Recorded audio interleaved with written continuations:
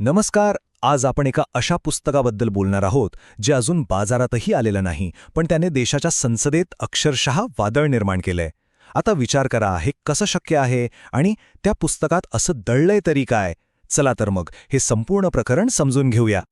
हे शब्द आहेत एका विरोधी पक्षनेत्याचे आणि जसे हे शब्द त्यांच्या तोंडून बाहेर पडले तसं भारतीय संसदेत जणू काही वीजच कोसळली. सत्ताधारी पक्षाने इतका प्रचंड गदारोळ केला की सभागृहाचं कामकाज पूर्णपणे ठप्प झालं. पण सगळ्यात मोठा प्रश्न हाच आहे की जे पुस्तक अजून छापूनही आलेलं नाही त्याच्या उल्लेखानं संसदेत एवढा मोठा गोंधळ का व्हावा, ह्याच प्रश्नाचं उत्तर आपण आज शोधणार आहोत. तर बघा, नेमकं काय झालं. संसदेत राष्ट्रपतींच्या अभिभाषणावर एक गंभीर चर्चा सुरू होती. विरोधी पक्षनेते बोलत होते आणि त्यांनी एका पुस्तकाचा संदर्भ द्यायला सुरुवात केली. आणि तेवढ्यात देशाचे संरक्षण मंत्री आपल्या जागेवर उभे राहिले आणि त्यांच्यासोबत संपूर्ण सत्ताधारी पक्षाने जोरदार आक्षेप घेतला.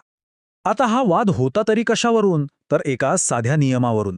विरोधी पक्षाचं म्हणणं होतं की पुस्तकातला काही भाग एका मासिकात छापून आलाय, त्यामुळे तो एक वैध स्रोत आहे. पण सरकारचा आक्षेप होता की जे पुस्तक अधिकृतपणे प्रकाशितच झालेलं नाही त्याला संसदेत प्रमाण मानू शकत नाही. अखेरीस सभापतींनी सरकारची बाजू उचलून धरली आणि तो विषय तिथेच थांबवण्यात आला. बरं, आता त्या व्यक्तीबद्दल बोलूया जे या संपूर्ण प्रकरणाच्या केंद्रस्थानी आहेत. म्हणजे असं कोण आहे ज्यांच्या केवळ काही न लिहिलेल्या शब्दांनी इतका मोठा राजकीय भूकंप घडवून आणला? हे आहेत जनरल मनोज मुकुंद नरवणे, भारतीय लष्करांचे 27वे प्रमुख. सोप्या भाषेत सांगायचं झालं तर जगातील सर्वात मोठ्या सैन्यांपैकी एकाचे ते एकेकाळचे कमांडर होते. त्यांची कारकीर्द पाहिली तर ती 4 दशकांहून मोठी आहे. 1980 साली ते सैन्यात दाखल झाले. जम्मू काश्मीर आणि ईशान्येकडील अत्यंत कठीण परिस्थितीत त्यांनी नेतृत्व केलं आणि 2019 मध्ये ते भारतीय लष्कराच्या सर्वोच्च पदावर म्हणजे लष्कर प्रमुखापदी पोहोचले. म्हणजे विचार करा, त्यांच्या प्रत्येक शब्दामागे किती मोठा अनुभव असेल.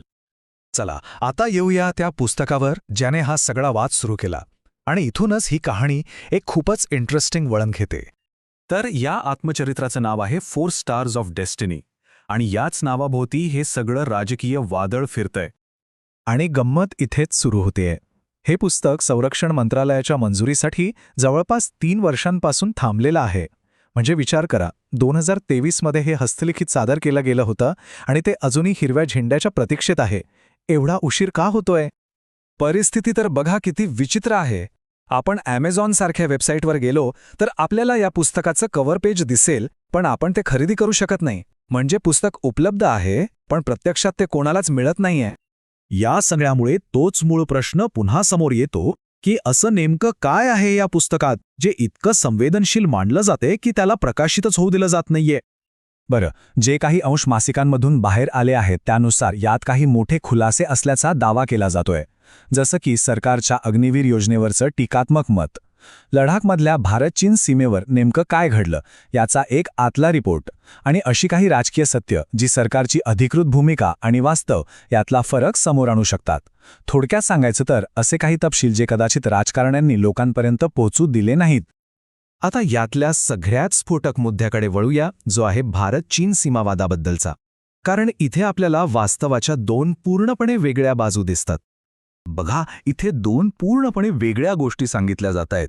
एकीकडे आहे सरकारची अधिकृत भूमिका जी सांगते की आपल्या हद्दीत कोणीही घुसलेलं नाही, 1 इंचही जमीन गेलेली नाही.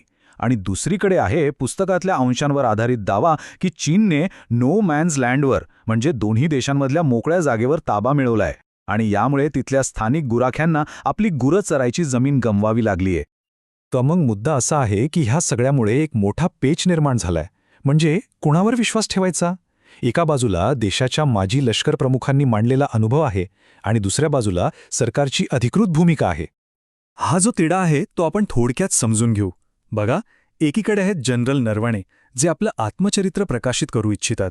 दुसरीकडे आहे सरकार जे राष्ट्रीय सुरक्षेचं कारण देत प्रकाशनाला परवानगी देत नाहीये.